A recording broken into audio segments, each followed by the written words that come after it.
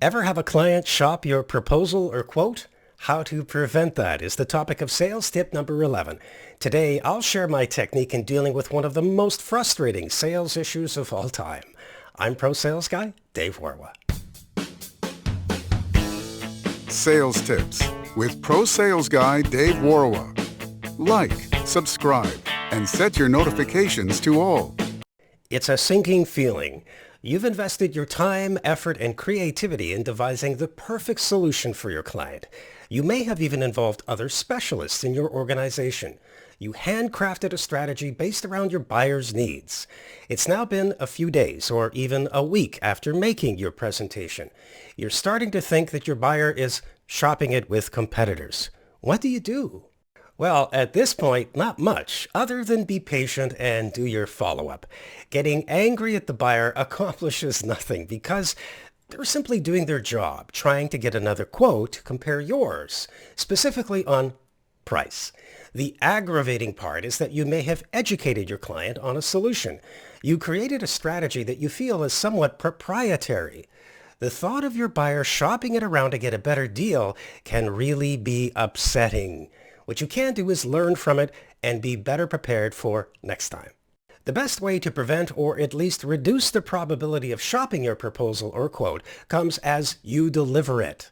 Here are some of the techniques I suggest. Step number 1, have an open conversation with your client. Ask these questions. Will you be entertaining a second quote or proposal? What besides price is important to you? Can I assume that the content of my proposal will remain confidential between you and I? Experienced salespeople have a high sense of command in having direct conversations with their clients. Watch the client's body language in their response. Are they making eye contact with you? Do they look away when answering? This is where your emotional intelligence comes in very handy. What happens if they say yes, they are going to get a competitive quote? The questions you see on the screen are even more important then. Stay positive. Be aware of your tone and body language when communicating. Be careful not to have flashbacks of other situations where you lost the deal because someone shopped it around. Don't make the client feel uneasy about getting another quote. They have every right to. However, copying a creative custom-made solution is not cool, and clients who do that, I fire and move on. There are better clients to work with. Your ability to keep your sales funnel full of leads certainly helps in this situation. Step number 2 is how you prevent that, or at least make it very clear that you're protecting your original work. Place a copyright symbol on each page of your proposal or quote, at, year, and company. While you have no intention of registering a copyright, you're simply sending a message to your client. Don't rip me off by trying to get a lower price on my original work. All clients notice the copyright symbol. Sincere clients respect what you're doing and probably value you even more when noticing it.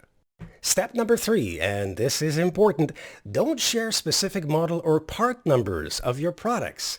If you're supplying equipment or parts that your company is getting from a third party, don't share tracking information that makes it easy for a lower quote. Give detailed yet general information on parts and don't allow your buyer to force you into providing them. Just tell them it's company policy not to share part numbers until you get a PO number or approval to proceed. Once again, the only clients that will have an issue with this are the ones who plan to shop you. The others get it, and they might even smile. That's a sign of more respect. Don't be surprised if they share your techniques with their sales team. Every supplier faces this issue, and the smart ones know how to handle it best.